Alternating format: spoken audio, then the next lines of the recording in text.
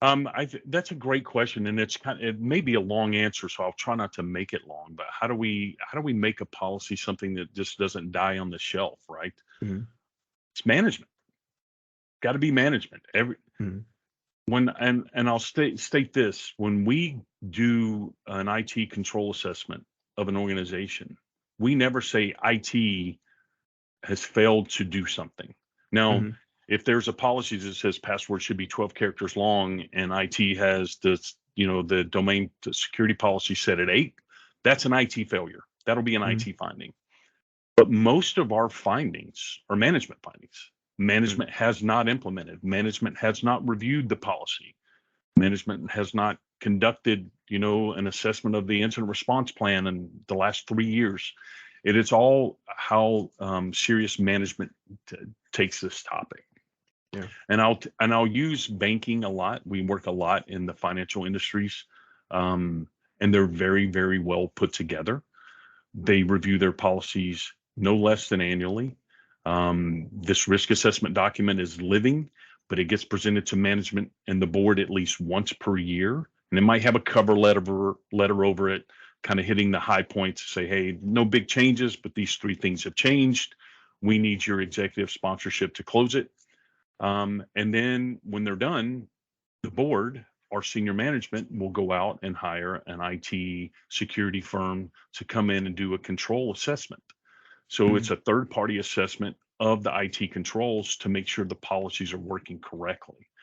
Now, it, that works, and that's what we do for a living. A lot of us do for a living, but it only works if you do something with the data. So when you ask the question of what's your worst experience, we have clients that never did anything.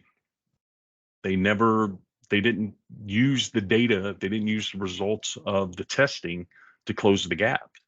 So it makes it hard to continue. And then all it took is one personnel change in that organization. On all of a sudden, they're like, why is this way? And they suddenly start making changes. But I think one of my best success stories is an institution I work with, a higher ed institution out of Ohio. We went in year one. I Let's say we had 30 findings. They were emailing us every time they closed the finding, and I'm like, this is mhm. like at a record pace. And then the following year, I'm presenting to their board, and their board is asking us questions about the GOBA that I'm like, how do you even know that this Yeah, just came out?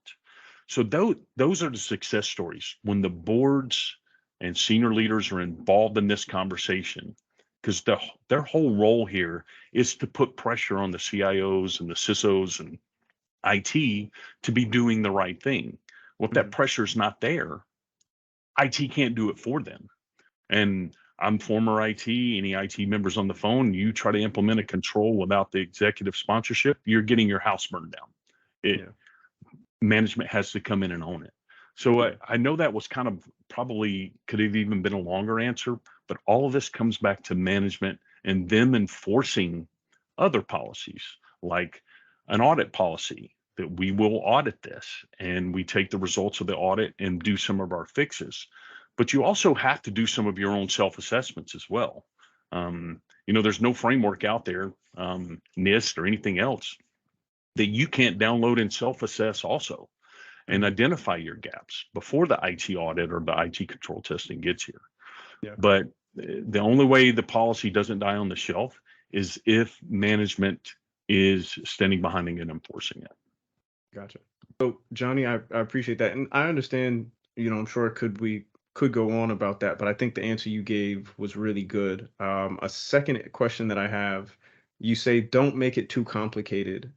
That sounds challenging in and of itself because a lot of cybersecurity feels like a very complex challenge. We talk about defense Mhm. in depth, which is, kind of one piece of a million pieces that are all a part of the process of trying to keep yourself secure.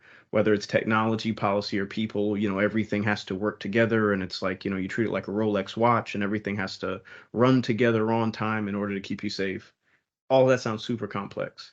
How do you make a risk assessment and then utilizing the findings simple or as simple as you can, understanding that sometimes this space we work in just seems overwhelmingly complex. I think that's a good question, and to me, my answer there is two things. And one, if we have time to get into it, we'll talk about it as a part of the policies. But you should have some type of data classification policy, Mm, something that ranks your data from 1 to 5 or 1 to 3, whatever makes works for your organization. 3 being the most critical, 1 being the least. So that when we're addressing risk, inherent risk, and we are using that, we have our scoring from leadership as we've ranked this data, right? So that's one simple step. But if you're just trying to put one of these together, and you can do it without a consultant coming in and helping you, we help a lot of people do it. If you want to do it without that assistance, the best way to me is send your department leaders a quick questionnaire. What data do you have? What data do you see as 100% vital to the operations of your department? Where is it stored? Is probably one of the most critical questions, because we in IT, sometimes we don't know that a department has gone out and employed some cloud service provider to store data somewhere. So we have to have a good inventory of where that data is stored. If we grasp that and understand that, it makes filling this document out a little bit easier. Now, when it comes to the controls, you obviously have to have, IT sitting in the room, some security officer, and some IT leaders to say, okay, we do have a control in place, and this is what it is. But if you're staring at each other and you don't think you have a control in place, that's where we get into a little bit of trouble. But when I say don't overcomplicate it, you can look at some samples of risk assessments that will they look so daunting, you just quit before you start. This to me is a little bit easier. You just start listing it. You sit down and I wish if we were doing a risk assessment actual webinar, I would have a tab here. List your most critical devices and your most critical data. Start with that on a second tab, and your brain will start ticking on what are your risks to that bit of data.